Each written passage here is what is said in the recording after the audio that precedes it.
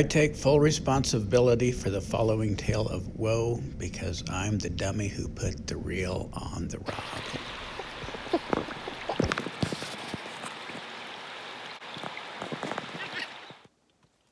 Hey guys, Tim Rollins here, and I just cost my son the biggest fish of his life. Actually, that wasn't the biggest fish of his life. It was the biggest fish on a fly rod that he ever hooked himself.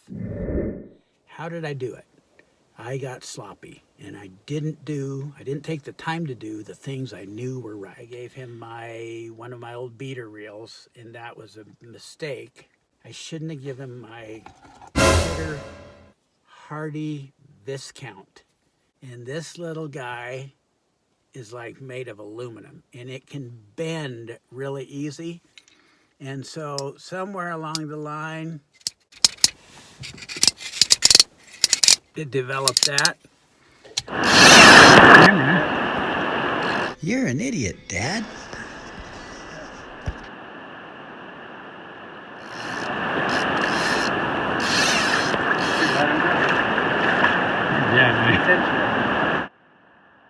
There, it was what appeared to be a very large winter steelhead.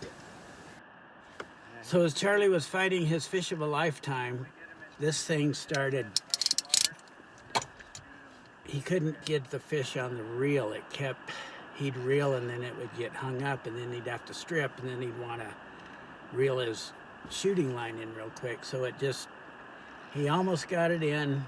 We were fishing a fabled run on. You think he's a summer Jack? And as you see here, he had to keep looking down, fiddle farting around with that stupid reel, and couldn't concentrate on the fish.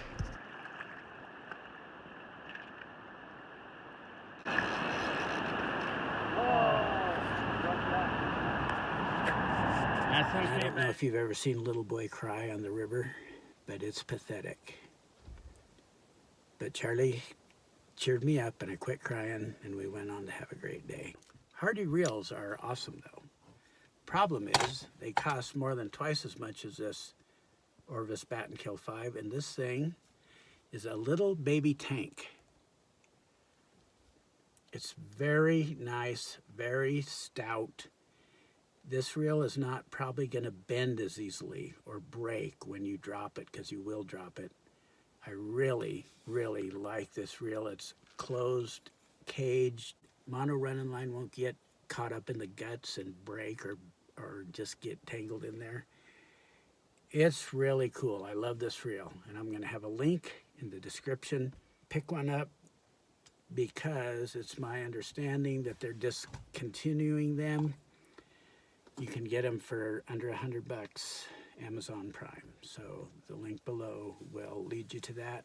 I don't link below very much. I do not recommend that much stuff, but I do recommend this reel because I believe in it. I really like it, and it's a great price point. Can't say enough good about it. What should I have done differently? I should have put a new leader, or had him put a new 3-foot leader on his sink tip to his fly, because as he was reeling in this fish of a lifetime, it broke him off as he got it close to the bank. What else did I do wrong? I had too light a leader on there because I didn't have my spools correctly marked with a water point, with a water point pen, with a waterproof ball, with a waterproof marker. So now I know this is the 12-pound test, this is the 10-pound test, and it will probably be better off for swinging for trout, to tell you the truth. And I should have used maybe 15. I'm going to believe 15 is the way to go, even though some claim it'll ride up in the water column because of its big around in size. Monofilament line absorbs water, and it holds a boatload of water. So I think it'll not really matter. So I'm going to opt for 15 next time we're fishing for large winter fish. The other thing I could have done correctly was double check the knots and if there's any question, any knots, any weak areas, you want to examine that leader close and make sure that there's no little rough spots or little stretched spots or funky knots, and I did not do that. I was about to change leaders for him, but I looked at it and it looked okay, and now I wish I would have. So anyway, another thing, don't let your stinger fly get caught and bound and fouled. If your fly starts swinging funky or casting a little bit more difficult, check it after every cast with collision loop or a wonky cast. Strip in, look at your fly and your leader and make sure there's no wind nuts, make sure your hook's not fouled, make sure everything's straight. Examine your mono leader, make sure there's no divots or kinks or stretched parts. Make your knots really solid, lubricate them, pull every leg of the knot tight, and test your knots. Do some knot tying practice. Test which knot is the best. Make sure you're doing it. Checking all these little things, because those are what makes the difference. And I hope you learned from my sloppiness.